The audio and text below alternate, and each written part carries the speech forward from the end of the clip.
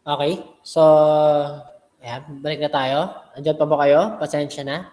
So, I hope nakapag-snacks and nakapag-water break. So, maraming salamat. Okay. So, let's continue sa discussion natin. So, now we're done with the physical security. Now, let's talk about personnel security. Okay. So, when we say personnel security, this is referring to an inquiry or into the character, reputation, discretion, integrity, morals, and loyalty of an individual. Okay? So sa madaling salita, when we say personnel security, these are security measures that we apply in order to remove, okay, undesirable applicants or employees from our business or firm. So sa madaling salita, sa personal security dito, ang sinisecure mo is the business by means of um, choosing the most desirable applicant, okay, or maintaining the most desirable employee. Okay, so sinisecure mo yung business sa pamamagitan na sinisigurado mo na yung mga empleyado na makakapasok sa iyong business ay sila ay hindi magkukos ng security breach. Okay, so kaya in security, remember that the weakest link, okay, in security is always the personnel. Okay, so the personnel is the weakest link. Why? Because unlike the physical barriers or the physical or the barriers we install, personnel are human beings. Diba? So, yung mga empleyado, tao kasi yan. So, ibig sabihin, pag tao, meron niyang emosyon, di ba? Meron niyang sariling pag-iisip, ano? So, they are prone sa deceit, di ba? They are prone sa sa sa threat, sa violence, ano? So pwede silang matukso, okay, or matempt. So that makes them vulnerable, di ba? So pwede silang maging cause ng security breach because of those things. Okay?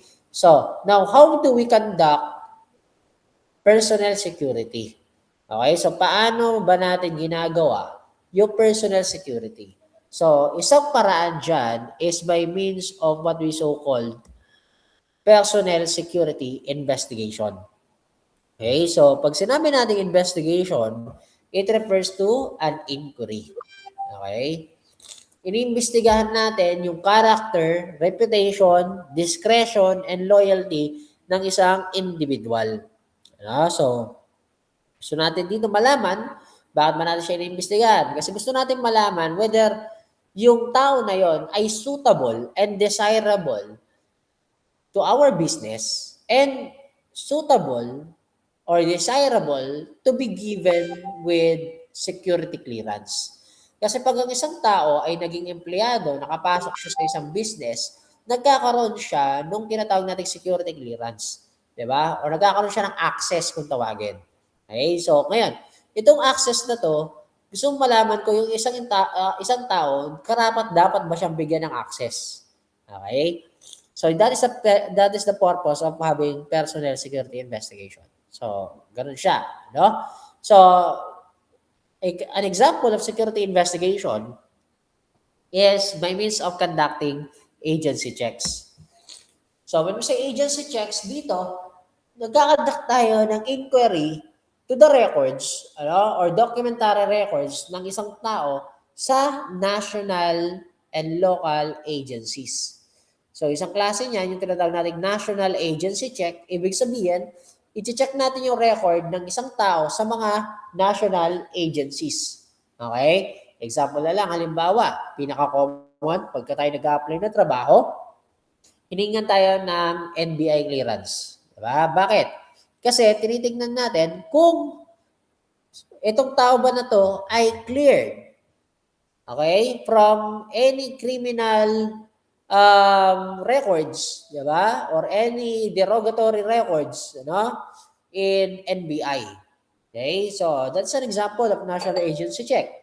O kaya, halimbawa, nag-a-apply ka, you're bearing a license ng, for example, criminologist, diba? Or nag-a-apply ka bilang doktor. So, sabi mo, meron kang lisensya, meron kang certification. So, isang example niyan, pwede lang i-check sa PRC, halimbawa, or any national agency, kung ikaw ba talaga ay isang lisensyadong criminologist.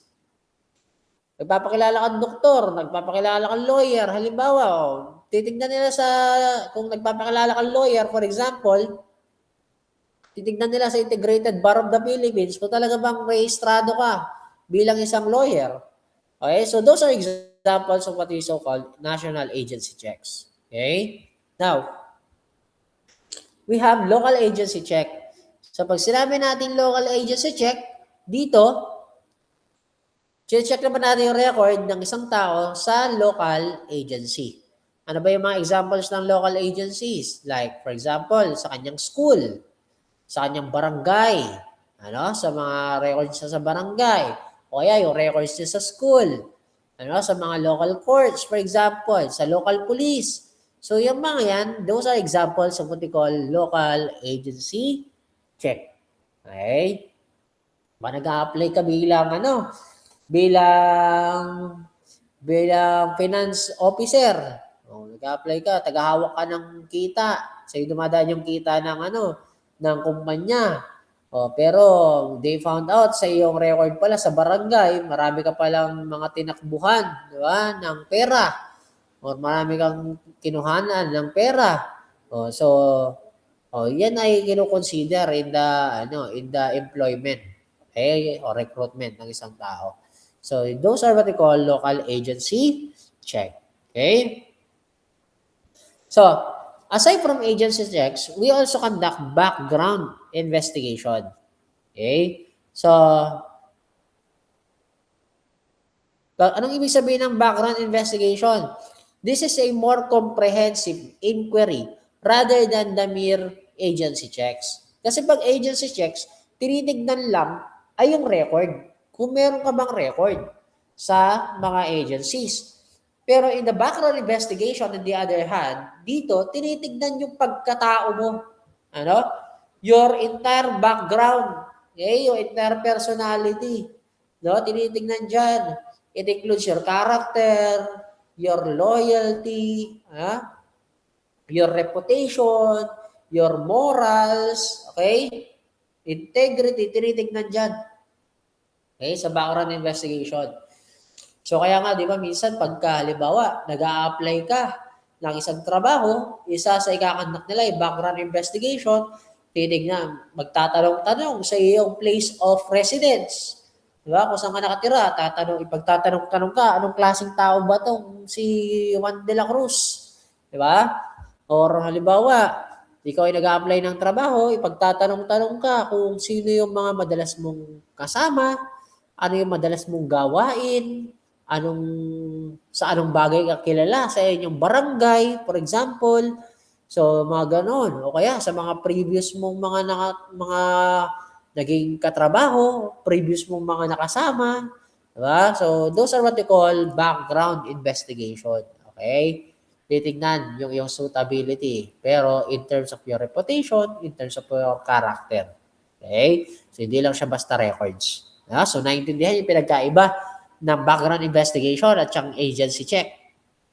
Naintindihan ba? Can I get a reaction? Ayan, thank you. Okay? So, basta pagka more comprehensive, mas kompleto, mas malalim, background investigation yan. Pero kung yan ay checking of records lang, so agency checks ang tawag dyan. Okay? So, aside from those, we also have what we call positive vetting. Anong ibig sabihin ng positive vetting? Pag sinabing positive vetting, dito, we are inspecting or examining with careful thoroughness yung mga information or records that have been found during the conduct of agency checks and background investigation. Okay, so dito, ito yung ginagawa kadalasan sa interview. So, tinitignan sa positive vetting, pag halimbawa, nagkaroon ng discrepancy, nagkaroon ng pagkakaiba. For example, sabi mo sa interview, halimbawa, or sabi mo sa application mo, ikaw ay graduate ng BS Criminology with an award of cum laude. And then they conducted local agency check. Pinuntahan yung school kung saan ka nag-graduate. And they found out, graduate ka nga, tama, graduate ka ng BS Criminology, pero hindi ka naman cum laude, for example. Ano? So, during the positive vetting, dito, i-confront ka ngayon, this is the opportunity for the employer to confront and verify and clarify those discrepancies. Okay? So, tatanungin si applicant dyan, bakit iba yung information na pinrovide niya doon sa information na nakita. Okay? So, in the conduct of background investigation or agency check. So, that's what we mean by positive vetting. Okay? So, yan. Halimbawa, sabi mo wala kang criminal record, pero it turns out during the conduct of background investigation, sa barangay ninyo, meron palang mga reklamo sa'yo ng pagnanakaw, for example. Or nasangkot ka pala sa isang trouble. So, that is what we call positive vetting. So, kinakonduct to kadalasan during the interview. Okay? So, aside from this, we have profiling. So, when we say profiling naman, dito, the employer tries to predict, okay, the future action of the subject or the applicant. So, dito, binibigyan ng situation or possible situation na pwede niya ma-encounter in the future. Okay? So, dito gusto malaman ng employer kung ano yung gagawin niya. Okay? In this kind of situation. No? So, ang tawag dun sa mga ganon is profiling. Halimbawa, for example, when I apply in teaching, for example, or pag nag-apply kami or nag-interview kami ng aplikante ng magtuturo, halimbawa, nag-a-apply na magturo, isa sa mga tinatanong namin, for example, meron kang estudyante, sabi niya, baka pwedeng ipakiusap yung grades niya. Nagmakaawa, di ba? Umiiyak, kasama yung kanyang nanay, kasama yung kanyang tatay, di ba? Or binulungan ka ng estudyante or ng nanay, sabi, baka pwedeng palitan na lang ng bibi yung grades ng anak ko. Diba? O kaya sabi, sir, baka gusto mo, bigyan na lang kita ng biik. Ano? Baka pwedeng mag-project na lang ng floor wax or ng electric fan. Anong gagawin mo? So, those are examples, di ba, ng profiling question. Pero mas seryoso compare doon, So hindi lang ganoon. Halimbawa na lang sa pag ikaw ay nag-apply sa law enforcement, for example, during the interview, isa sa mga, halimbawa, tinanong ka, for example, what if naging pulis ka? And then you found out na merong warrant or merong operation, police operation, drugs, related sa drugs, for example, and you found out na yung isa dun sa mga person na involved doon ay kapatid mo. Anong gagawin mo? Diba?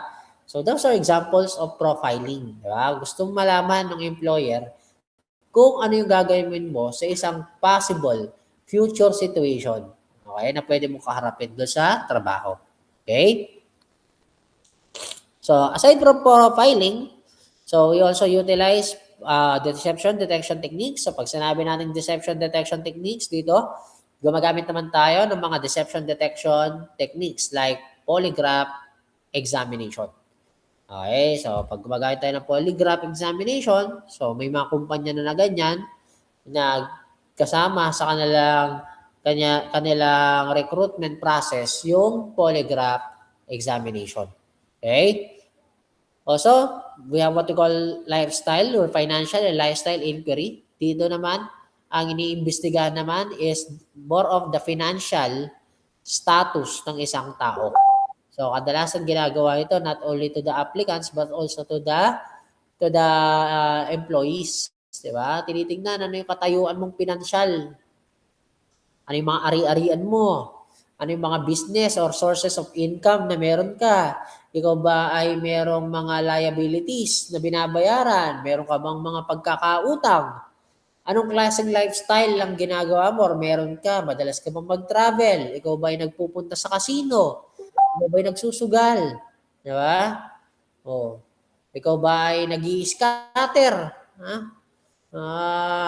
Baka ma-hire ka sa kumpanya, tapos yung pondo ng kumpanya or pera ng kumpanya, itaya mo sa baccarat, all in. Di ba? O kaya, i-cash in mo. Di ba? Sir, baka itong pondo ng kumpanya natin, baka pwede ito mag 10 times. Di ba? So, yung mga yan is tinitignan, di ba? So, makikita dyan kung ikaw ba ay pwedeng pagkatiwalaan. So, ano yung lifestyle mo? Okay? Mahilig ka bang bumili ng mga branded na gamit?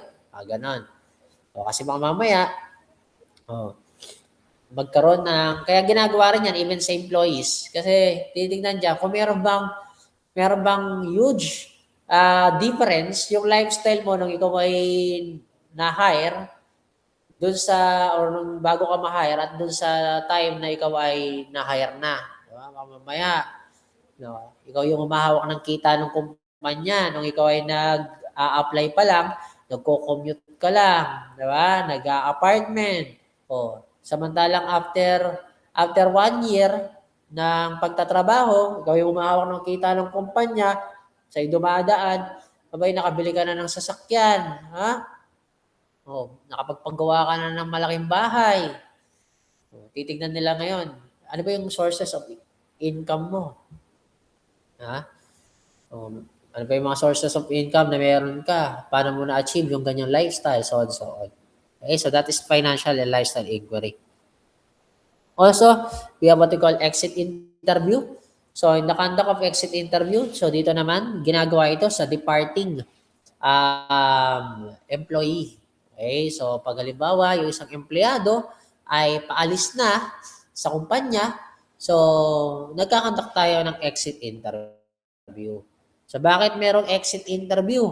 Kasi in principle, pag ang isang empleyado ay paalis na, they are good source of information. So kasi pag ang isang empleyado paalis na, wala nang ano yan, wala nang itatago yan, di ba? Total, paalis na ako, magkalabasan na ng baho yan. Sasabihin niya na lahat ng mga nalalaman niya. No? So lahat ng mga bulok ng mga kasamahan niya sa kumpanya, lahat ng mga katiwalayan na alam niya, sasabihin niya lahat yan, di ba? Lahat ng mga kalukuhan na ginagawa ng mga kasamahan niya sa trabaho. So, yan ay, kaya nagkakandak tayo ng exit interview. Okay?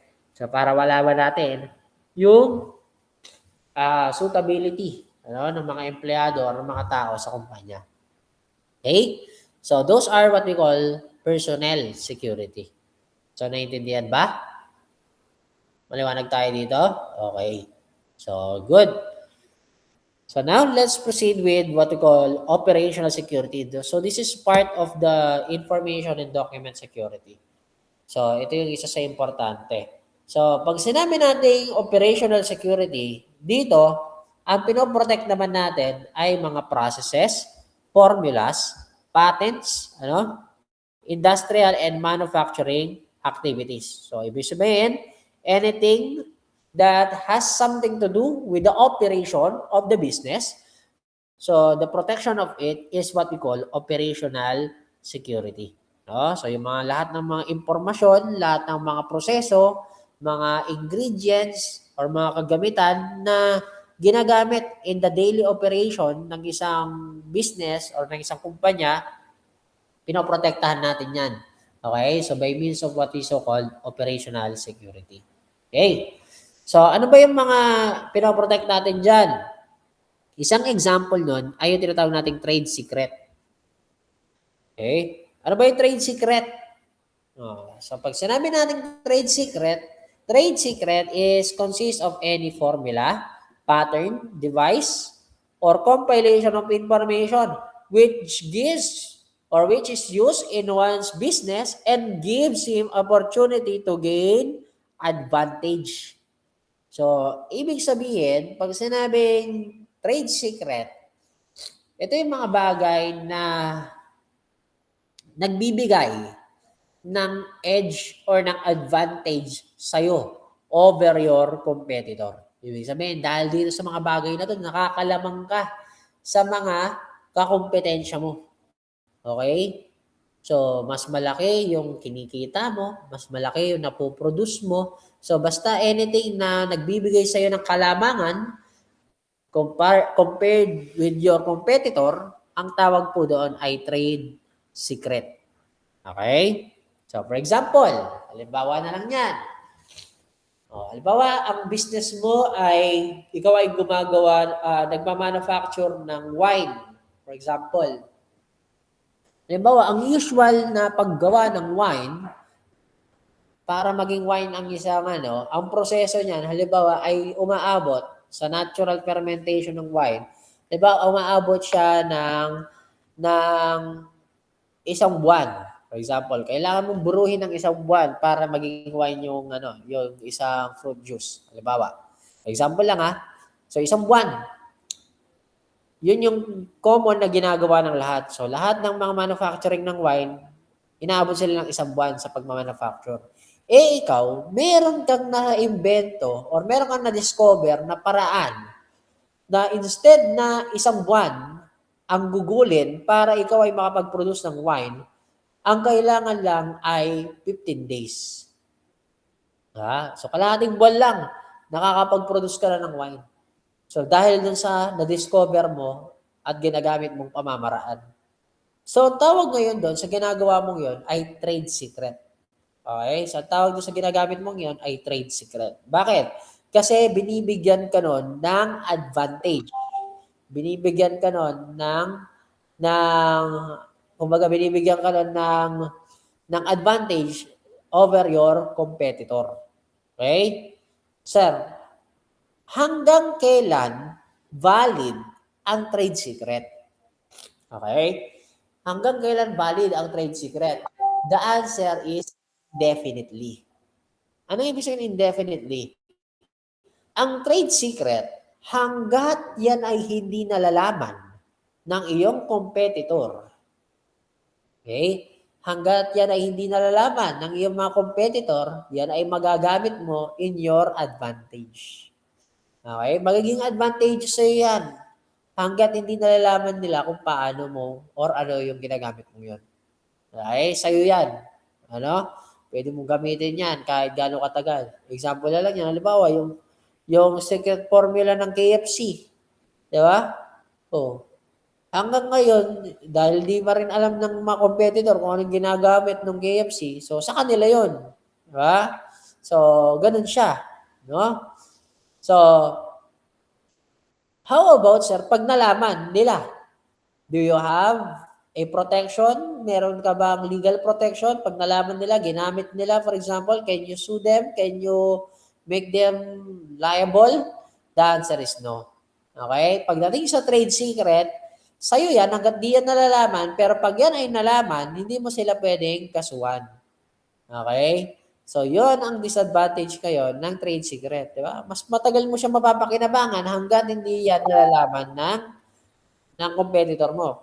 Pero pag yan ay nalaman at ginamit din nila, hindi mo pwedeng kasuhan. Kasi wala kang sole ownership. Wala kang exclusive ownership dun sa trade secret na yun. Okay? Ganun po siya. No? So, ano pinagkaiba ni trade secret kay patent? Okay? So, si patent, on the other hand, patent is an exclusive right. Okay? So, isa yung exclusive right na ibinibigay sa isang inventor para sa kanyang invention. Okay? So, pag ikaw ay merong na-invento, na isang bagay, hindi kwento, iba yung may na-invento kang kwento, hindi yun. Hindi tayo binibigyan ng patent doon. Okay? Pag nag-invento ng kwento. So, pagka meron ka na-invento na isang bagay, invention mo yun, so pwede mo yun applyan ng patent. So, itong patent ngayon, pag yan ay ginrant ng government sa iyo, So, binibigyan ka ngayon ng government ng exclusive right bilang pagmamayari mo yung invention mong yun. Ibig sabihin, dahil sinabing exclusive right, ikaw lang ang pwedeng may-ari, ikaw lang ang pwedeng magbenta, gumawa, or gumamit ng iyong invention. So, bahala ka kung anong gusto mong gawin doon. Gusto mo siyang ibenta, gusto mo siyang i-manufacture, gusto mo lang siyang gamitin on your own, bahala ka. So, because the patent is yours. Ano? So, ganun siya. Ano? So, sir, hanggang kailan? Is it the same with the trade secret? The answer is no. Ang trade secret, wala siyang definite na taon kung hanggang kailan. Pero ang patent ay meron. Okay? So, binibigay ng government natin dyan ay 20 years. So, within the span of 20 years, sa'yo yung invention na yon. Ibig sabihin, the span of 20 years, hindi pwedeng gayahin yan, hindi pwedeng gamitin yan without your permission. Okay? So, that is the patent. Okay? Sir, after the 20 years, can you renew the patent? The answer is no. Okay? So, in the span of 20 years sa'yo yan, pero pagkatapos ng 20 years, it is enough time na binibigay ng government siguro, or kumbaga in rationalin doon kasi, yun ay enough time na yung 20 years para ma-invento rin ng ibang tao yung invention mo. Okay? So, sapat na panahon na yung 20 taon para ma-invento ng iba yung iyong invention. So, binigyan ka lang ng exclusive right kasi ikaw yung nauna. Ano? So, ganun siya. Okay? So, after the span of 20 years, hindi mo na pwedeng i-renew yun. Okay? So, pwede na yan gamitin ng iba. Okay? So, that is what we call patent. Ano? Yan. So, basta tatandaan, yan ay ginagamit lang sa invention. Okay? So, halimbawa, meron ka na inventong isang bagay. For example, naka-invento ka ng ano, ng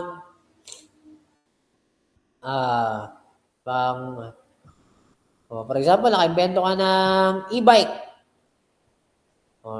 or electric na motor, for example. Pero sasakyan o motor, pero ang ano niya, ang gasolina niya, for example, pinapaandar siya ng utot. So, ibig sabihin, yun yung na-invento mong yun, so na-approve ng government, so sa'yo yun. Bahala ka kung gusto mong i-benta, gusto mong i-manufacture, so on. Diba? So, walang pwedeng gumawa nun. Okay? So, bukod sa'yo. So, that is what we call patent. Do you have any question? Okay, good. So, dito, aside from the discussion of operational security, what you need to know dapat is the different security forces. Ano? So, sa different security forces, yan, so primarily yung private security agencies. No? So, when we say private security agency, so this is any person, association, partnership, firm, or private corporation who contracts, recruits, trains, furnishes, or posts any security guard to do its function or solicit individuals, business, firm, or private, public, or government-owned controlled corporations to engage in its service for those of his or its security guards for hire or commission or compensation. So, sa madaling salita, pag sinabing private security agency, sila ay nagre-recruit, nagte-train, nag-hire, or nagde-deploy ng security guard sa isang tao para sa isang business, o isang establishment, private man, or government. Kapalit ng kabayaran. Okay? So, merong kapalit na kabayaran. Okay? For hire or yung tinatawag natin for compensation or commission. Okay? So, that is what we call private security agency. Now, in the operation of private security agency, what you need to know is the law. Okay? The repealing law, kasi dati, yung private security agency is governed by Republic Act 5487. Okay? Yung batas na yun ay na-repeal na. Ibig sabihin ng repealing law, binago na, pinalitan na. Okay? So, yung pumalit dyan is the Republic Act 11917. Okay? So, ano ba yung mga binago ng 11917? So, summarize na lang natin. Una, yung period of validity ng LESP. Ano ba yung LESP? License to Exercise Security Profession. Okay? So, that is what we call LESP. Ibig sabihin, itong License to Exercise Security Profession, yan ay ibinibigay, ini-issue yan sa mga security professionals. Sino ba yung mga security professionals?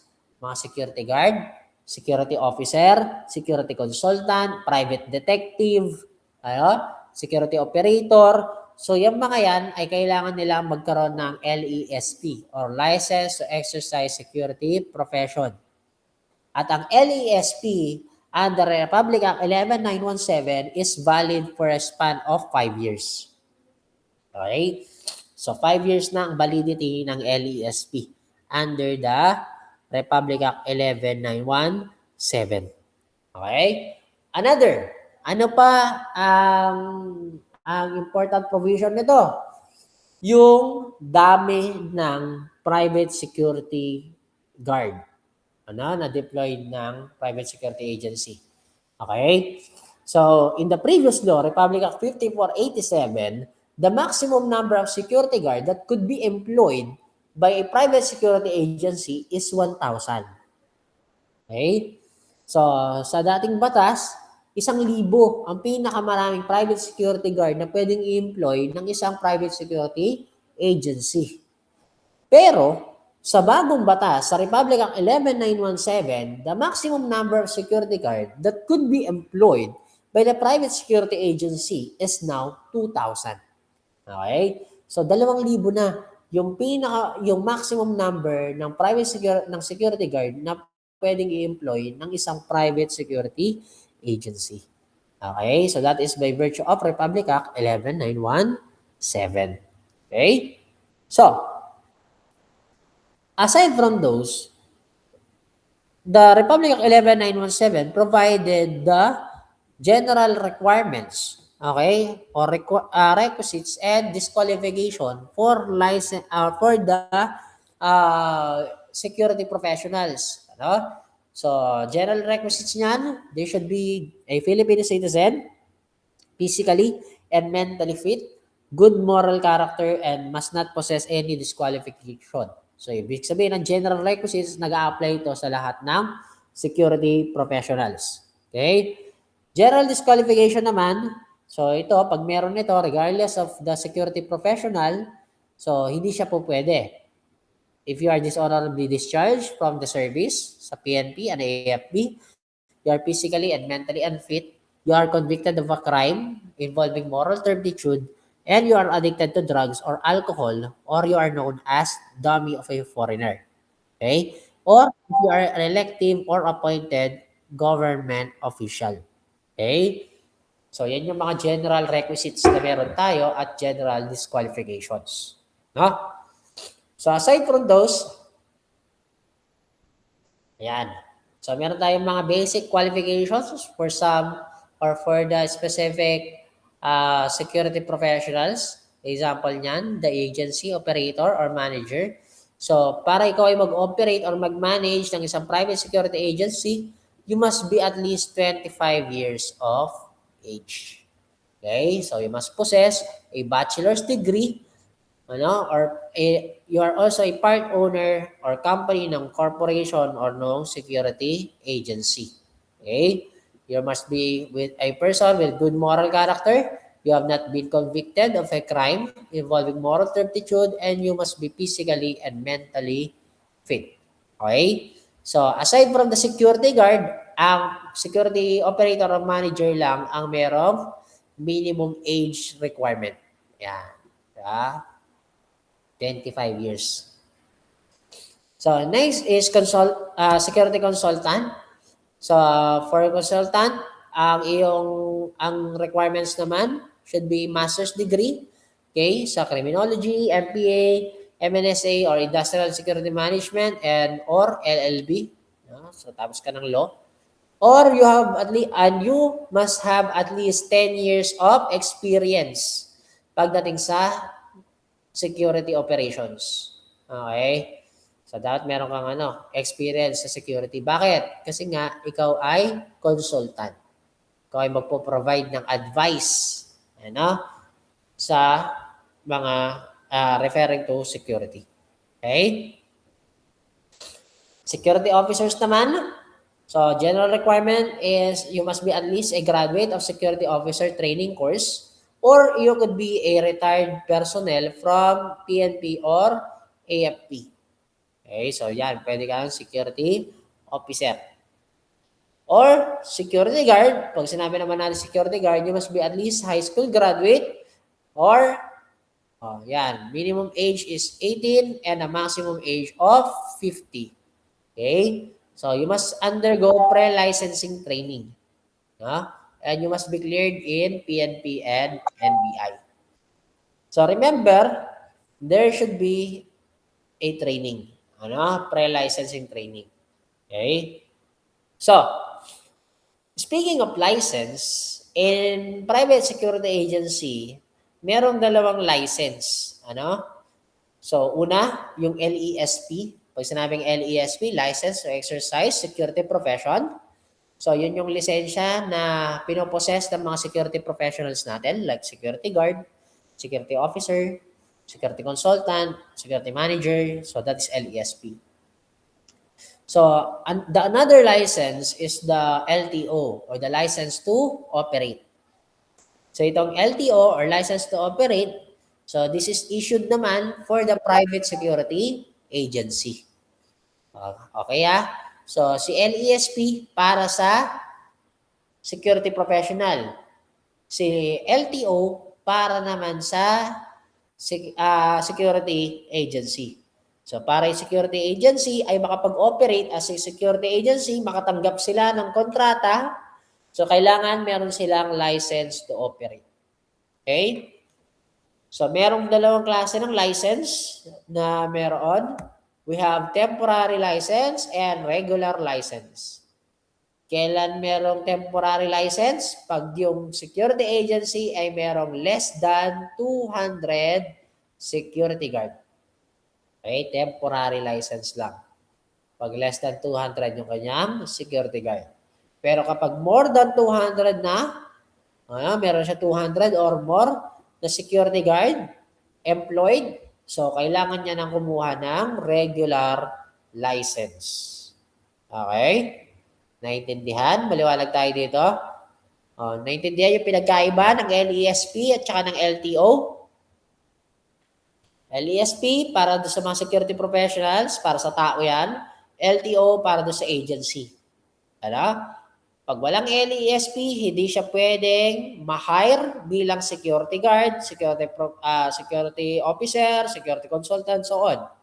Pag walang LTO, hindi pwedeng tumanggap ng kontrata ang security agency.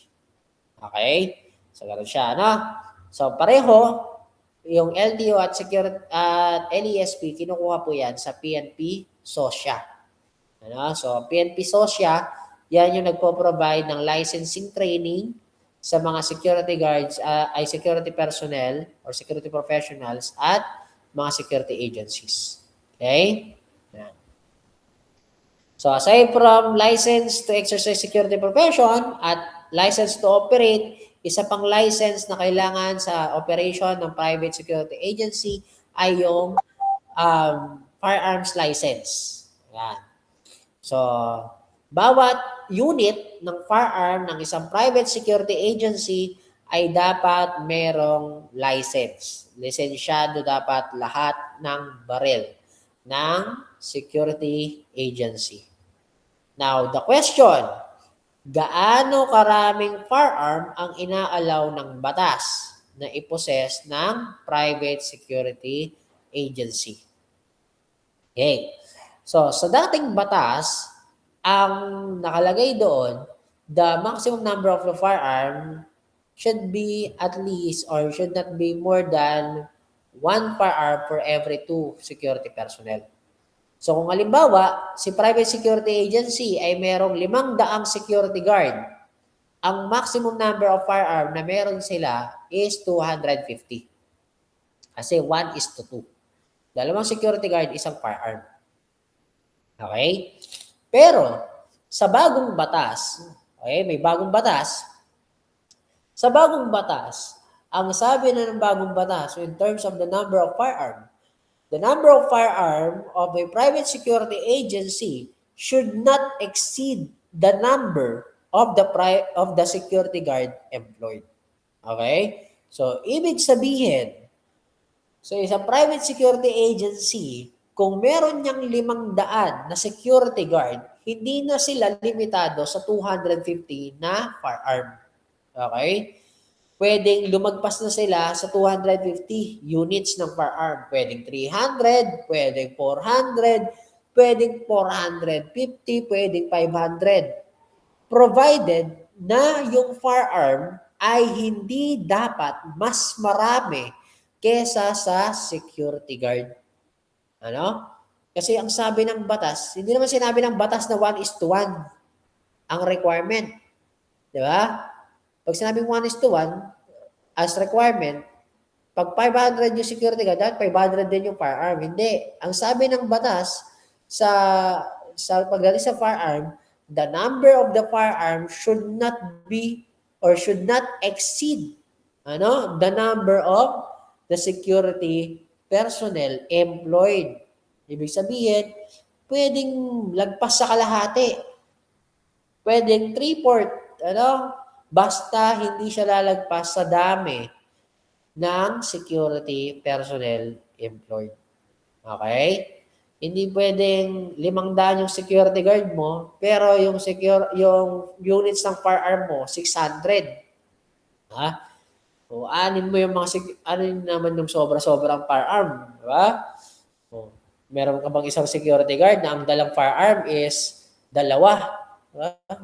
Nakasukbit sa akin, 2 baril, di ba? Double pistol siya. Sino ba yung security guard mo? Si Si Lito Lapid? Fernando po? So, hindi po pwede yun, So, maximum lang is 1 firearm per security guard. Okay? So, when it comes to the kind of firearm na meron sa isang private security agency, so always low-powered firearm lang. Okay? So, caliber 22, caliber 38, ayan. And not exceeding 1 firearm for every, ito wala na to. Wala na yung provision na yan kasi bago na. Okay? Alisin na yan. So, sa shotgun, not bigger than 12 gauge. Okay? So, high-powered firearm, inaalaw naman ng high-powered firearm, provided, okay, that the security agency was declared by the chief of PNP that it is operating in a area or places where with high criminality or lawlessness. Okay? So, pag yung isang security agency, nag-ooperate siya sa isang lugar na merong mataas na krimen or mataas na kaguluhan or dami ng kaguluhan, so pwedeng i-allow ng private ng PNP, okay, by virtue of the chief PNP na i-allow na mag-possess ng high-powered firearm yung private security agency. Pero, sir, pwede bang yung firearm ng private security agency, kalahati nun, high-powered lahat? The answer is no. Okay? Only 10% of the units ng firearm na meron ang private security agency ang pwedeng high-powered. Okay? So, hindi pwedeng lahat ay high-powered firearm. So, naiintindihan? Maliwanag tayo dito? Okay, very good. So, that is for industrial security. Okay, so can I get a heart react or a thumbs up kung naiintindihan ba? Nandiyan pa kayo? Naiintindihan naman? Walang tanong? Okay, good. Thank you. Okay, so let's have the next subject. And so before that, so ito yung table of specification natin for the next subject. Yan, so comparative naman tayo. So hold on for a while lang, saglit lang. CR break lang, 5 minutes lang. Saglit lang.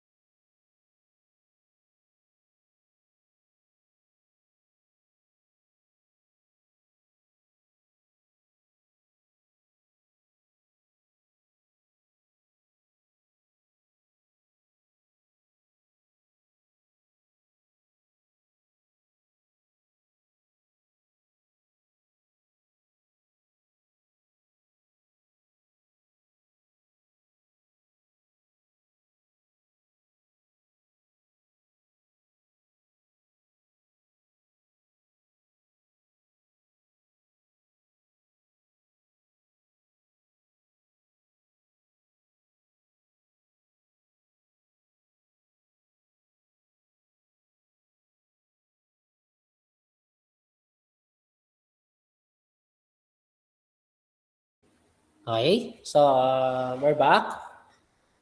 So let's proceed with the comparative uh, models of policing. Ano? So, can I check kung napipindot nyo ba yung heart emoji? Ayan. Yung thumbs up. Ayan. Yung party popper. Okay. And yung clap. Ayan. So, okay, good. So, napipindot natin. Ano? So, because in this part naman, so meron naman mga ilang questions na pwede natin sagutin. Okay? So, in a prosperous society where expensive gadgets, luxury vehicles, and high-value items are widely available, theft and burglary rates increases despite improved law enforcement, which theory best explains this pattern. Okay? So, heart para sa opportunity theory. Thumbs up naman para sa demographic theory. Okay? Party popper for alertness of crime and clap naman for theory of anime and synonymy. Okay. So, sabi dito, in prosperous society wherein merong expensive gadgets and luxury vehicles and high-value items, they are being available. So, nagkakaroon daw ng increase ng theft and burglary rates. So, bakit? Okay? So, ano daw ang theory ang best explaining that? Okay, so, hindi yan theory of anime and synonymy. Ba, ano bang dahilan ng crime? Sabi ng theory of anime and synonymy. 'Di ba? Ang dahilan ng crime according to this theory is or according to anime and synonymy is the breakdown of the old norms. 'Di ba? So pag nagpo-progress sa society, nawawala yung mga dating mga norms, so napapalitan sila ng bago, 'di ba? So that is anime and synonymy. So alertness to crime, so kaya daw tumataas yung krimen kasi people are being sensitive to crimes, di ba? They are being more aware, they are being more alert, so they tend to report, di ba, yung mga crimes. So pag maraming reported crimes, so syempre tataas yung number ng krimen. So hindi rin yan. Okay, so we have demographic theory and opportunity theory. So the best answer here is opportunity theory. Bakit? Si demographic theory, ang dahilan daw kung bakit dumadami ang krimen is the number of population. Diba? So pag dumalaki ang populasyon, dumadami yung mga ipinapanganak, dumadami rin yung mga bata. So pag maraming bata, marami rin juvenile delinquents. Okay? Pag maraming juvenile delinquents, dadami rin yung mga kriminal. Okay? So the best answer here is alpha. So pagka progressive yung society, mayaman yung yung lipunan, so mas malaki ang oportunidad na gumawa ng krimen. Okay? Kasi nga we are being di ba nagiging pabaya tayo pag tumataas yung lifestyle natin. Next, a country shows an increase in recorded crime after improving police accessibility, creating online reporting system, and encouraging citizens to report offenses, which theory best explains the increase of crime statistics. Ayan. So, based on the question, sabi dito, in-improve yung police accessibility na kung saan nagkakaroon ng reporting system. So, anong nangyari? So, yung mga citizen, nagre-report. Di ba? In-encourage sila na mag-report. So, dahil nagre-report yung mga citizen, tumataas din yung crime statistic kasi mas maraming reported, di ba? O, totoo naman yun, di ba? Kasi hindi naman mabibilang yung hindi ni-report. Diba? So, dahil maraming ni-report, ayun, very good. So, the answer here is bravo. Ano? So, alertness to crime theory. Okay. Next, 20 years after the major population boom, authorities notice increase of juvenile delinquency. Ayun, di ba? Population boom. Increase of number of population. So, ang theory na yan is explaining demographic theory. Okay? So, yan. Very good. Next question. A society becomes increasingly industrialized and technologically advanced. Social relationship become more complicated and impersonal, making it more difficult to maintain social control. Okay, very good. Diba? Pagka yung isang lipunan ay naging industrialized na, marami ng technological advancement, marami ng mga modernization. Ayan. So, modernization theory. Okay? Oh, next, a society becomes increasingly industrial. Naulit lang. Okay. These are the different theories of crime. Okay? Or theories ng causes ng crime according to comparative criminology. First is the alertness to crime theory. So, ito yung kailangan yung maintindihan. Ano? So, in alertness to crime theory, according to this, the society develops people's alertness to crime is heightened. So, they report of crime or they report more crime to the police. Diba? So, sa madaling salita, pag sa isang lipunan, ang mga mamamayan ay mas sensitive or mas mapagpansin sila or mapagmatsyag sila pagdating sa kanilang paligid, sila ay mas mapagmatsyag pagdating sa krimen. So, ano nangyayari? Sila ay mas nagre-report ng mga krimen. Okay? So, dahil mas marami ang reported, ano nangyayari? So, syempre, tataas din yung number or yung bilang ng krimen. Diba? Kasi hindi naman masasama sa statistics ang hindi ni-report. Diba? So dahil sila yung palaging nagre-report ng krimen, so tumataas din yung number. Diba? So that is what they call alertness to crime theory. So dahil yung mga mamamayan is laging nagre-report, so mataas din yung kanilang demand pagdating sa police force. Diba?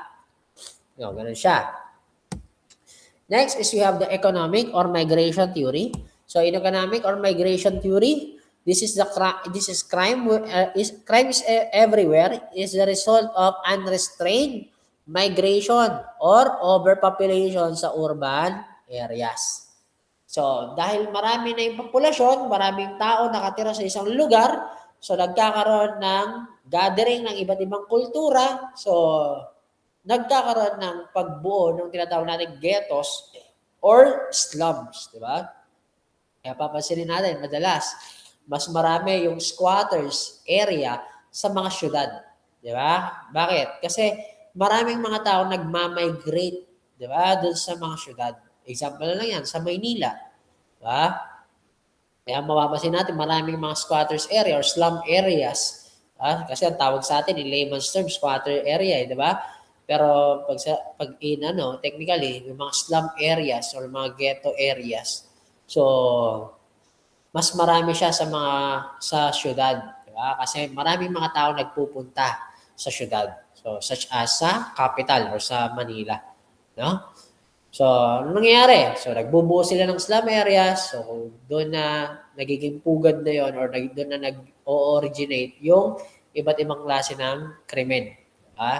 Kaya mapapansin natin, halimbawa na lang, robbery, pang-hold up, di ba? Paggamit ng drugs, pananaksak, kung makikita mo natin yan, saan pa madalas yan? Sa mga lugar na di ba? Like, Tondo, hindi naman natin siya dinidegrade yung mga tao doon sa lugar na yan. Pero doon siya madalas, di ba? Kaya nga doon sila nagiging kilala. May nakita ba tayo na nang i-snatch pero nakatira siya sa Forbes, di ba? Nakatira siya sa Alabang, snatcher, rugby boy siya pero gagamit ng rugby pero nakatira siya halimbawa sa condo, sa Makati. So, di ba wala? Kasi common yung mga ganong krimen sa mga slum areas. Okay? So, next is opportunity theory. So, as mentioned earlier, di ba? According to this, pagka modernized na yung society, yung lifestyle natin ay nag-i-increase, nagbabago yung lifestyle natin, mas naging pabaya tayo sa ating mga property. So, because of that, it provides more opportunity for those who want to commit crime. Di ba? So, that is what we call opportunity theory. Di ba? Ang binigyan example dyan, di ba? Sa cellphone, di ba? Tayo ngayon, pagka gumamit tayo ng cellphone, nakabalandra lang kung saan. Hindi katulad before. No? Kasi iba rin yung lifestyle natin. Mas nagiging pabaya na tayo sa ating mga ari-arian. We have demographic theory.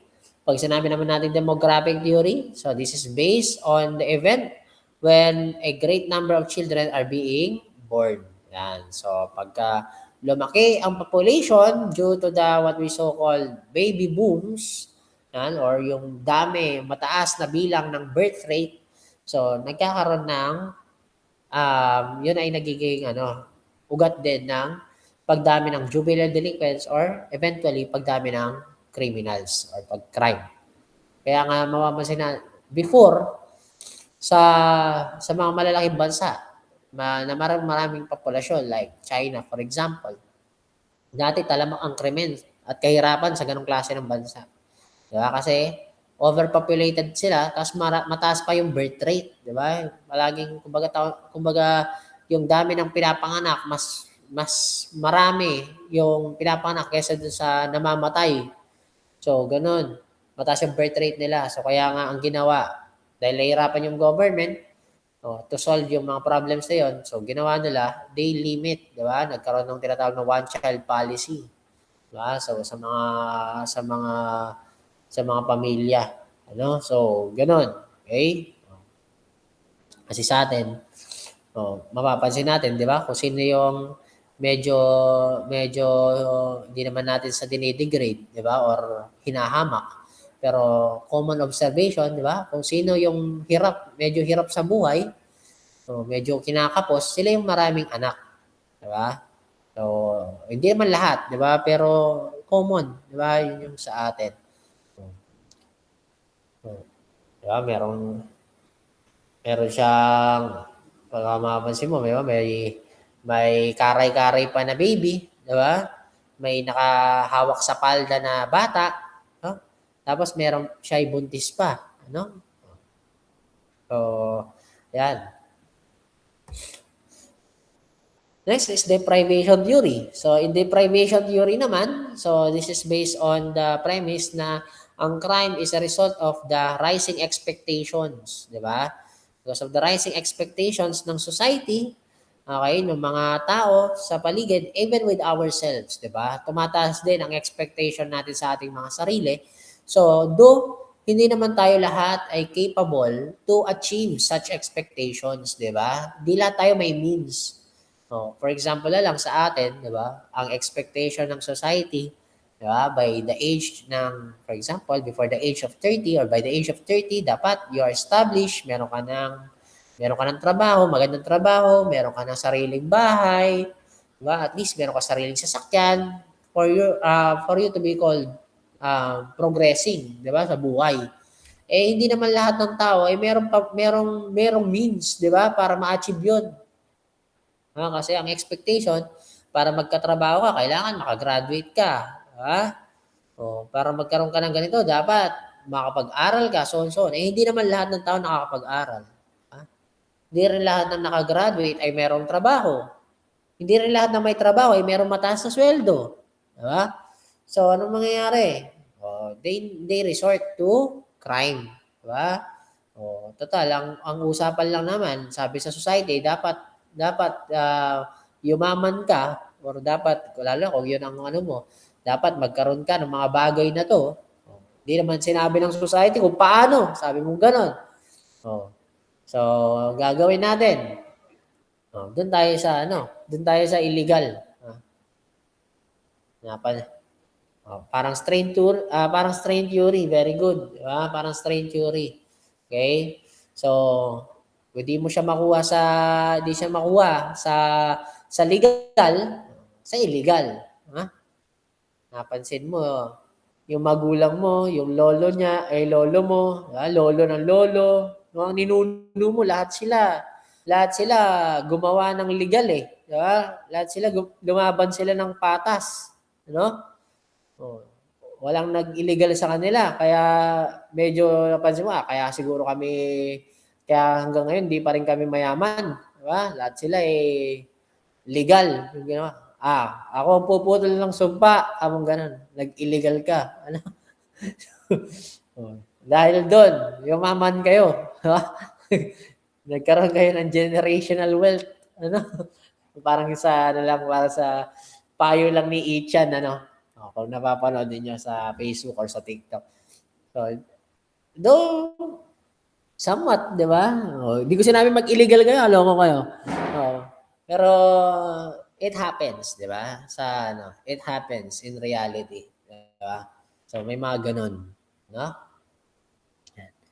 So next is modernization theory. So when you say modernization theory, it says the problem or the cause of the problem is because of being complex ng society. Diba? Pag nagiging komplikado yung society, the more it becomes modernized, the more problem exists. Diba? So, katulad dati, diba? Dati wala namang cybercrime, di ba? Wala namang cybercrime dati. Ngayon, dahil meron ng computer, di ba? Meron ng cybercrime, may cyberbullying na, may cyber libel na, di ba? Oh.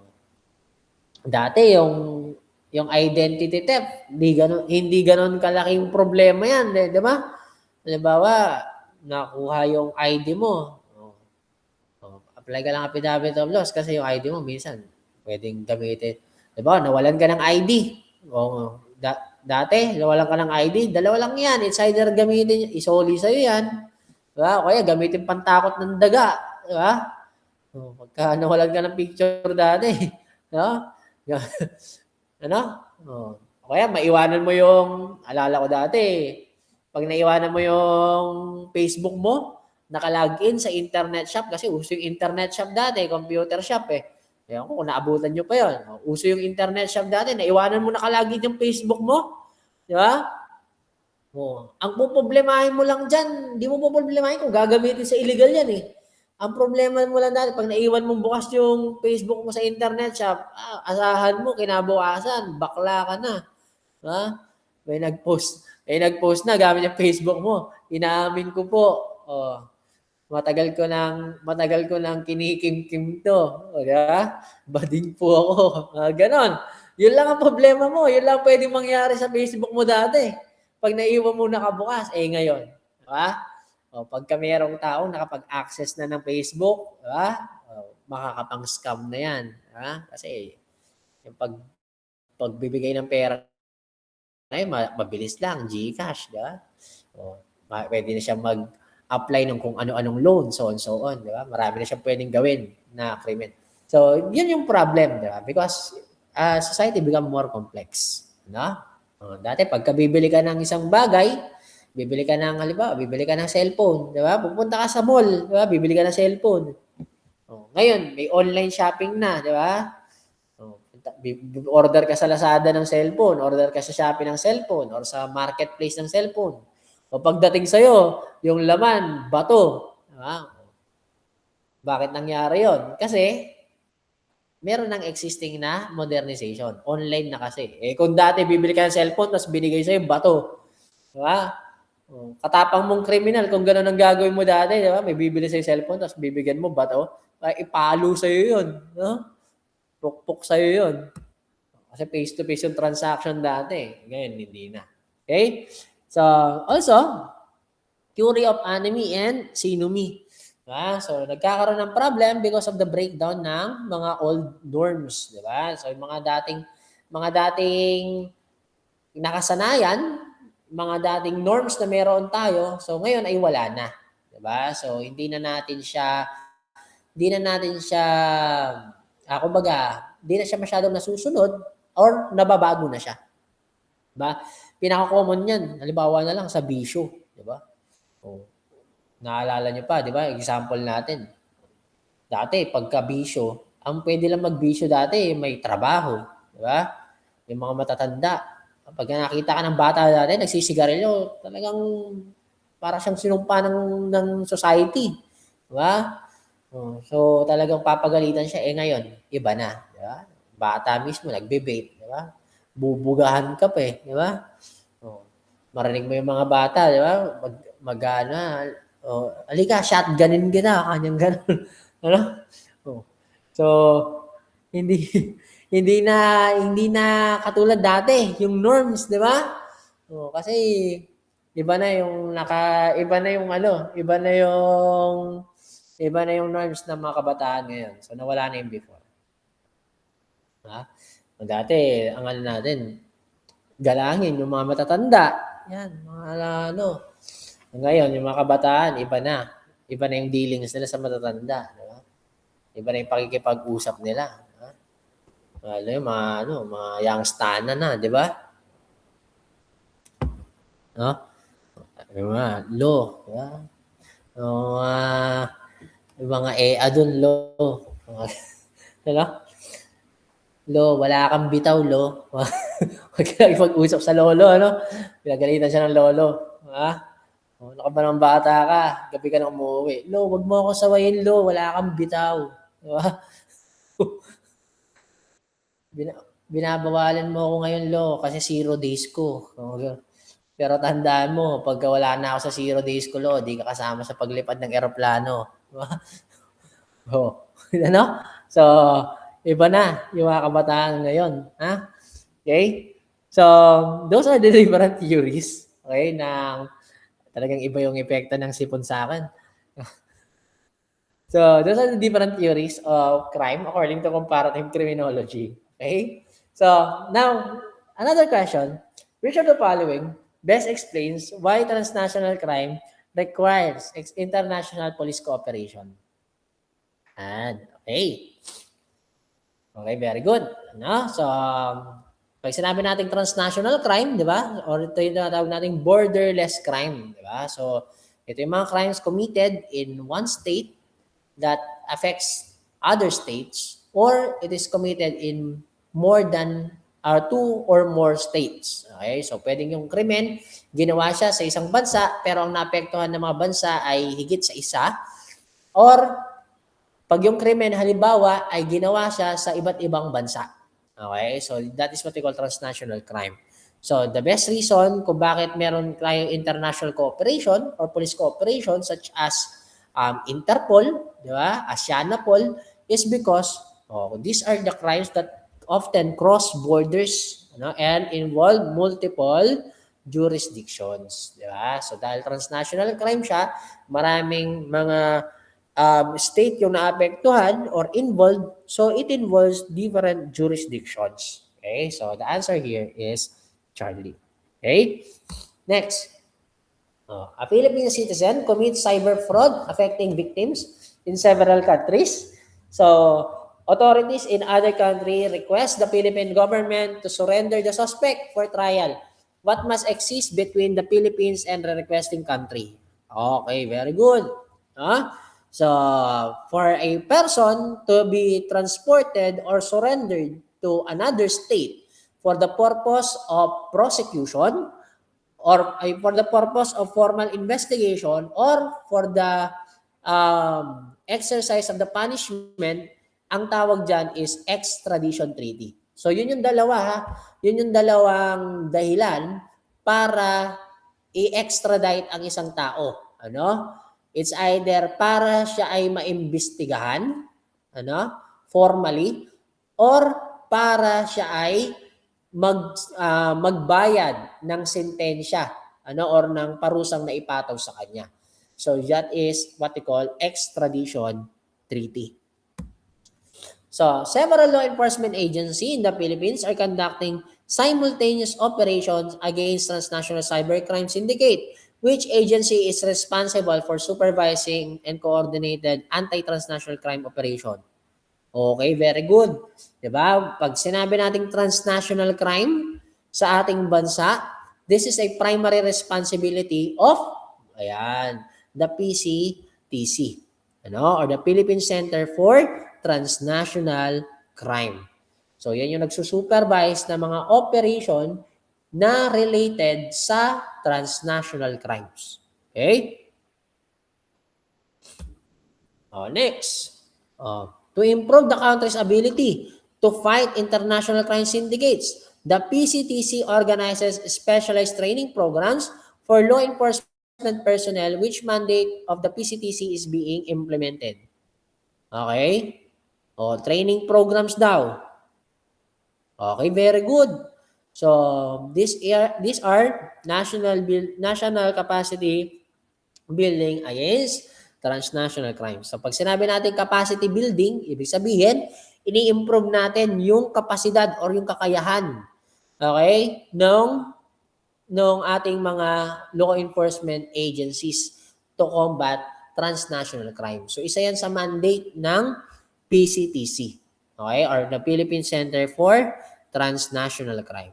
So for the discussion of this, so remember that when we say transnational crimes, these are crimes that have actual or potential effect across national borders. So as I have mentioned, pwedeng yung krimen ginawa sa isang bansa but it affects other countries or state, or the crime itself was committed in two or more states. Okay, so for example yan, halimbawa, nag-launch ka ng virus, kinumit mo siya dito sa Pilipinas, dito mo siya kinumit. Dahil kumalat yung virus mo sa internet, nakarating yon sa iba't ibang bansa. So that is what we call transnational crime. Or the crime itself, the commission of the crime itself involves two or more countries. For example, money laundering. So, the money laundering is a single crime, pero it involves different countries. For example, kinuha mo yung pera, ninakaw mo yung pera sa bangko sa Australia, pinasa mo sa Pilipinas, mula sa bangko sa Pilipinas, pinasa mo sa Malaysia, mula sa Malaysia, pinasa mo ng Indonesia, pinagpasa-pasahan, so on, so on. That is what we call transnational crime. Okay? So, when you say transnational crime, the primary agency involved in combating transnational crime is the PCTC. So, this is the Philippine Center for Transnational Crime. Okay? So, the most important mandate of PCTC, okay, one of the most important is as its mandate to be the Interpol NCB. Ano? So, ano ba yung NCB? The National Central Bureau. Okay? So, ang PCTC is our linkages. Yan yung link natin or yan yung tulay natin sa Interpol and vice versa. So, yung Interpol, para siya ay makapag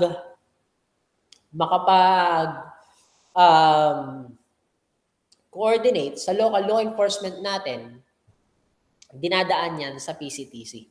Kasi ang PCTC, yan yung ating NCB. Yan yung Manila NCB ng Interpol sa bansa. Okay? So, yan, kailangan alam nyo yan, ano? So, halimbawa, like yung mga arrest, diba? Yung mga notices, yung mga arrest ng mga criminals, ano? So yan ay dumadaan, or yung mga warrants ng criminals, yung mga different notices galing sa Interpol, yan ay ini-issue sa NCB. So yung PCTC, yan naman ay dinidisseminate sa mga local law enforcement agencies natin. Now, isang important discussion pa on this sense is yung extradition. Diba? Kanina na-discuss natin. So, ito yung isa sa para madali natin matandaan. Yan.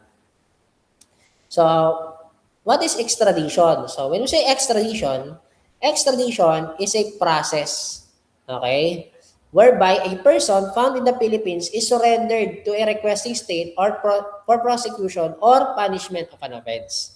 So, as I mentioned earlier, di ba? So, kaya natin in-extradite yung isang tao is because for him to be prosecuted or investigated, prosecuted, or for him to serve the punishment, okay, na ipinataw ng isang bansa, okay, for a commission of a crime. So, the legal basis of extradition is Republic Act 9851, the Republic Act 10661, and the Constitution itself. Okay? So, when it comes to the extradition, kailangan meron tayong extradition treaty. Okay? So, ano ba yung ibig sabihin ng extradition treaty?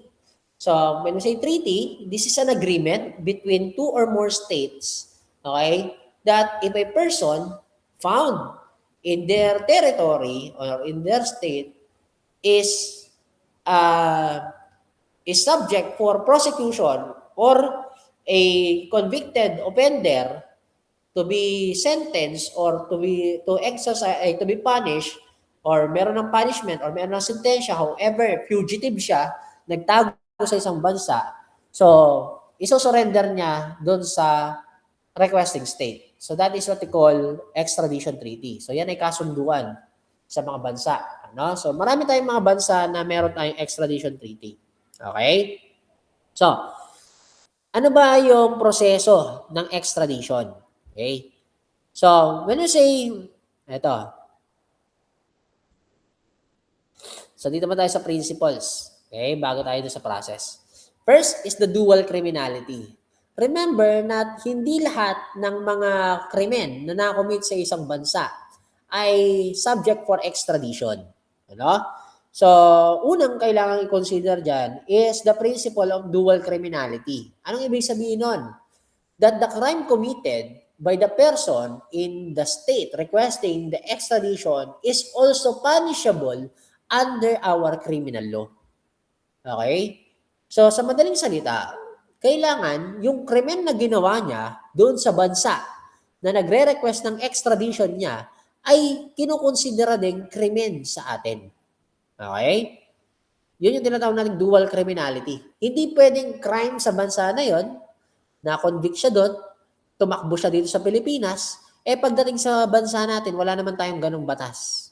Okay? So, nagre-request sila ng extradition. Dahil wala naman tayong ganung batas, hindi naman natin kinoconsider na krimen yung ginawa niya doon sa bansa niya. So, hindi natin pwedeng i-grant yung extradition. Kailangan na punishable yung ginawa niya as crime in both country. Okay? So, yun tinatawag nating dual criminality. Okay? So, next is specialty. So, the person extradited shall be prosecuted or punished only for the offense for which extradition was granted. Okay? So, for example, halimbawa, na-request siya for extradition because of murder, for example. Diba? So, tumakbo siya dito sa Pilipinas. Ngayon, nag-request ng extradition. Halimbawa, for murder. Ngayon, nilipad siya doon na trial siya doon. Ngayon, may panibagong crime na inilalapit sa kanya. So, hindi pwedeng isasama yon dun sa reason kung bakit siya na-extradite. Okay? So, dapat siya ay mapunish lang, or ma-prosecute lang based dun sa crime na naging dahilan ng kanyang extradition. Okay? Next. Non-discrimination. So, extradition shall not be granted on account of race, religion, nationality, political opinion, or membership in a particular social group. So, di mo pwedeng ipa-extradite yung isang tao because of kanyang mga kinabibilangan, na lahi, na kanyang relihiyon, or kanyang political group na kinabibilangan. Hindi po pwede. Okay? So, kailangan ang extradition ay related lamang sa krimen. Nakakommit siya ng krimen. And reciprocity. Anong ibig sabihin nun? Extradition shall be granted only if the requesting state accords the same privilege to the Philippines. Hindi pwedeng, halimbawa, merong extradition treaty si Amerika at saka si Pilipinas. Pagka merong Amerikano na tumakbo dito sa Pilipinas, ay pwedeng i-extradite, for example. Pero pag merong Pilipino na kriminal tumakbo sa Amerika, ay hindi pwede. Ayaw ibigay ng Amerika, hindi po pwede yung ganon. Okay? Dapat pareho. Reciprocity. Kaya nga treaty Diba? Kaya nga siya kasunduan Hindi pwedeng one-sided lang. Dapat pareho. Kung ano yung pribilehiyo ng ibang bansa na meron tayong extradition treaty, ganun din dapat ang nakukuha ng Pilipinas pagka tayo naman yung nagre-request ng extradition. Okay? So, ganun po siya. So, hindi pwedeng one-sided lang yung extradition. Dapat two-sided yan. Dapat both ends yan. Okay? So, kailan hindi pwedeng i-extradite ang isang tao? If the offense is in political character. Hindi mo pwedeng i-extradite ang isang tao because of political crimes. Halimbawa, yung kanyang mga political preferences, di ba? Like, or political crimes such as rebellion. No? So, hindi mo siya pwedeng i-extradite because of that. So, kaya nga anong ginawa yung dati, hindi ma-extradite or hindi ma-requestan ng extradition yung mga rebelde na pumupunta ng ibang bansa because ang kanilang charge is rebellion, 'di ba? So, political crime 'yun. So, ngayon nagkaroon na ng naitaas na siya into because of Human Security Act, 'di ba? Naging crimes of terrorism na siya or acts of terrorism na. So, kapag terrorism na 'yan, pasok hindi na 'yan political crime, 'di ba? So, papasok na 'yan sa extradition. So the request is for collection of a debt or execution of or the execution of the penal judgment. So hindi pwedeng ang dahilan ng extradition ay para singilin yung utang, or civil liability ng isang tao. The offense is military and not recognized as a crime under the ordinary law. The person who has already been tried and punished in the Philippines, the offense is prescribed under the Philippine law. Yan. Okay, so pag nag-prescribe na yung krimen, so hindi na siya kailangang extradite. So there is substantial. So I know, alam niyo naman kung ano yung prescription ng crime, So there is substantial ground to believe that extradition would subject the person into torture, cruelty, or cruel, inhumane, and degrading treatment. So pagka in the assessment of the Philippine government na ang magiging resulta ng extradition ay totorturein yung taong yun, 'di ba? He will be subjected to degrading and inhumane treatment. So they could reject the extradition request. Okay? And the request does not comply with the requirements of the treaty of this act. Okay? So when it comes to the process, in the process of extradition, first mag-uumpisa ang extradition sa request. So the requesting state will submit their request through their foreign diplomat. Diba? So for example, the requesting state submits a formal request through diplomatic channels to the DFA or yung Department of Foreign Affairs natin. Now, once na ma-receive ng DFA yung request ng requesting state, so the DFA will transmit the request and supporting documents to the DOJ. Okay? So, ngayon si DOJ, ang gagawin nito, bubuo yan ng panel. Okay? Babuo yan ng panel of attorney. And then, they will review. So, the DOJ will review the request for completeness and compliance with the law and the treaty. So, titignan ngayon ni DOJ, titignan ng DOJ yung panel of attorney na pinuo ni DOJ kung kompleto ba yung request at in compliance ba yon sa extradition law na meron tayo as well as the treaty with that country. So sa DFA secretary, ang i-check lang niya is once na na-receive niya yung extradition request, i-check lang niya if meron tayong existing extradition law with our extradition treaty with that country. Okay? Yon. So, pagka nakita niya merong extradition treaty, sasubmit naman niya yung request sa DOJ. So, si DOJ naman, titignan ngayon kung kompleto ba yung substance ng request at in compliance ba yan with the law and the treaty. So, pagka kompleto yan, if in order, the DOJ files the petition for the extradition before the regional trial court. Ayan. So, kailangan dumaan yan sa korte. So, dadaan yan sa korte. And when it comes to, after the court, so the RTC will conduct a hearing to determine the identity of the person, the existence of the probable cause, and the compliance with the treaty and the law. So, magkakandak muna ng hearing si court para malaman sino ba yung taong yan, yung identity niya, as well as kung meron bang existing na probable cause at kung alinsunod ba siya sa extradition law na meron tayo. Okay? So, then after, the court will decide. So, if the court finds the requirements for extradition are met, so it issues the decision recommending the surrender of the person to the president. So the decision and records are endorsed to the President, who makes the final determination to grant or deny the extradition. So once approved by the President na yan, so upon the grant of the extradition, the person is surrendered to the requesting state through the Department of Foreign Affairs. So yun na. So ganon ang proseso ng extradition. Diba?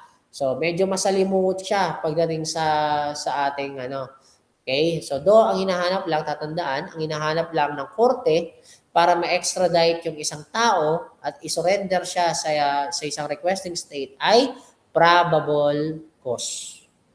Okay? Probable cause. So dadaan siya sa masalimuot na proseso. Request sa DFA, si DFA, submit sa DOJ, DOJ titignan muna, re-reviewin, file sa korte. Pag file sa korte, conduct ng hearing, titignan kung mayroong probable cause. Pag meron, endorse sa presidente for the approval. Pagka nag-grant na ng president, saka pa lang lilipad or isusurrender yung tao for the requesting state. So, ganun ang ating extradition. Okay? Next. A suspect involved in cyber fraud flees in the Philippines to other country. Philippine authorities requesting assistance in locating the fugitive through the International Police Communication Network, which organization facilitates this global information exchange. Excuse me. Okay? Okay, very good. Okay, so the international organization that facilitates global information exchange is the Interpol. Okay? Delegates from 196 member countries gather to decide policies, approve budgets, and determine the organization activities for the coming year. Which Interpol body is performing this function? Okay, very good. Yan. So the body of the Interpol that consists all of the member countries or delegates from the member countries is the General Assembly. Okay, so yan, the General Assembly. So this is also known as the supreme governing body, diba, ng Interpol. Okay? So when it comes to major decisions, so General Assembly ang gumagawa nun. Okay? A child has been reported missing in one country. Anong notice daw? Okay, so hindi yan black notice because black notice is for unidentified cadaver, di ba? Unidentified body. Pag red naman, yan ay for arrest, ng isang wanted person. So very good, So missing person, that is yellow notice. Okay? So when it comes to the Interpol, dito ang kailangan nyong malaman are the notices. Ayan. So ito yung kailangan na naiintindihan ninyo mabuti at na natatandaan ninyo. Okay? So when it comes to the notices, red notice is for the arrest, or provisional arrest of a wanted person. Okay? So, for example, yung in-issue na warrant of arrest ng Interpol, so that is red notice, for a wanted person. Pagka blue notice naman, so this is for collection ng additional information about a person identity and criminal activity. Okay, so dito sa blue notice, dito dinadirect ng Interpol na mag-collect ng additional information. Ibig sabihin, inuutosan ng Interpol na mag-collecta pa, mangalap pa ng impormasyon patungkol sa pagkakakilanlan at gawaing kriminal ng isang tao. Okay? Pag green notice naman, si Interpol naman ang nagpo-provide ng information. So nagpo-provide siya ng warning and criminal intelligence about a person, okay, who have committed an offense. So for example, halimbawa, mayroong isang terrorist or international criminal na gumawa ng krimen. So bibigyan ng information ni Interpol yung ibang mga bansa to the potential na puntahan ng criminal na yun. Okay? So, pag yellow notice naman, so this is used to locate missing person. Okay? Another, we have black notice. So, black notice is for the unidentified bodies. Orange notice naman, so this is to provide police and public entities and other international organization about potential threats. No? Pagka purple, it is about modus operandi, information about the modus operandi or the mode of operation ng isang criminal organization or ng isang criminal. Okay? And the white notice naman, that's the UN special sanctions against Al-Qaeda and Taliban. Okay? So, yan yung mga kailangan nyo tandaan when it comes the uh, to the Interpol. Ano? So aside from the Interpol and the global policing, so isa dyan, or isa pang kailangan tandaan yung mga different types of policing methods. Okay? So first is we have reactive. Pag sinabi natin reactive policing, so this is more of focus on the response. Ibig sabihin, this is the traditional, okay, traditional way of policing na kung saan pagka merong crime na na-commit or meron ng crime na nangyari, doon pa lang gagalaw ang kapulisan. So that is what we call reactive policing, no? So mas focus sila in the conduct of arrest or in the conduct of criminal investigation. Okay? Next is we have predictive policing. Pag sinabi natin predictive, from the word itself, predictive, predict. Sabihin, this is the kind of policing wherein merong paggamit ng data, like predictive and analytical techniques of law enforcement. Example niyan, yung crime mapping. So we are identifying based on data, we are already identifying the potential places, potential profile of criminals and crimes na possibly makommit. No? So different times and seasons. So that is predictive policing. Okay? So pagka more of proactive siya, very good. No? So bakit? Ba't siya tinawag na proactive? Kasi based on the prediction, hindi naman siya predict na hula. Di ba? So dito, nagba-base pa rin tayo sa data. So though we apply preventive measures already. Di ba? Halimbawa, based on data, majority or maraming crimes ng pagnanakaw during the holiday season. Di ba? Pagka tumungtong yung November, December, January, maraming kaso ng pagnanakaw sa mga matataong lugar. Kasi mga tao nasa labas, nagsha-shopping, merong pera, di ba? May nakatanggap na mga bonuses, namimili ng pamasko. So, maraming tao sa labas, maraming siksikan. So, opportunity siya for criminals na magnakaw. So, based on that data, so the police will deploy large number of police officers sa mga shopping malls, sa mga shopping centers like Divisoria, so on so on. So that's an example of predictive policing. So very good. This is also proactive, rather than waiting na merong mangyaring krimen. Okay, which is responding na yung purpose. Okay, so ito yung in contrast. We have problem-oriented policing. Pag problem-oriented policing, dito, we are preventing the crime from happening. So dito, sa problem-oriented policing, ang tinitingnan natin lagi is the root cause of the problem by means of determining the patterns or watching the patterns ng crime.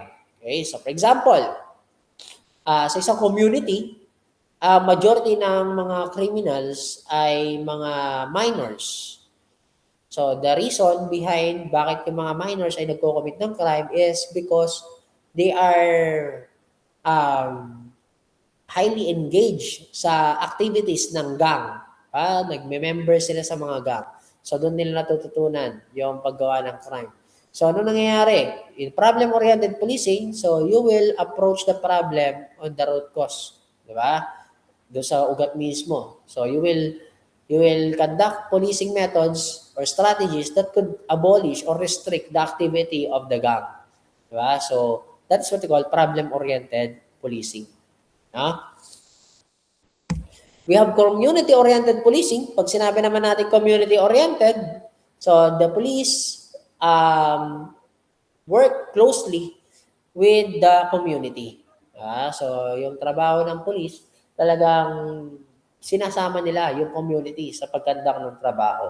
Example na lang yan, halimbawa, sa pagpapatrol, kasama ng kapulisan yung mga barangay, yung mga barangay tanod, si chairman, kasama nila nagpapatrol. So this is also known as community-oriented policing.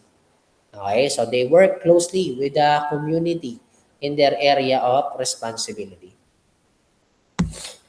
Say reassurance policing naman, sa reassurance, so ang piniprevent naman dito or ang ina-address ng kapulisan dito ay yung mga tinatawag nating signal crimes.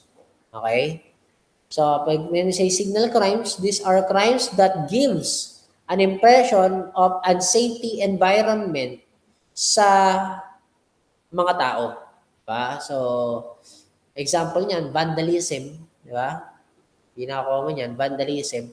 So, bakit signal crimes ang vandalism? Kasi when the community observe na maraming mga vandalized property sa isang lugar or doon sa lugar kung saan sila nakatira, they have the feeling or they get the feeling na unsafe yung lugar.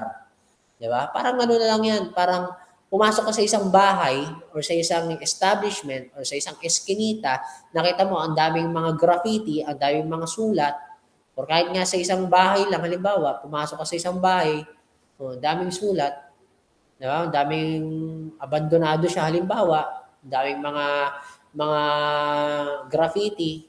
So, yun, nagbibigay siya ng unsafe feeling, diba? Parang isipin mo, pugad ng addict yun, diba? Parang mga pugad, lipa na yung mga kriminal, so on, so on.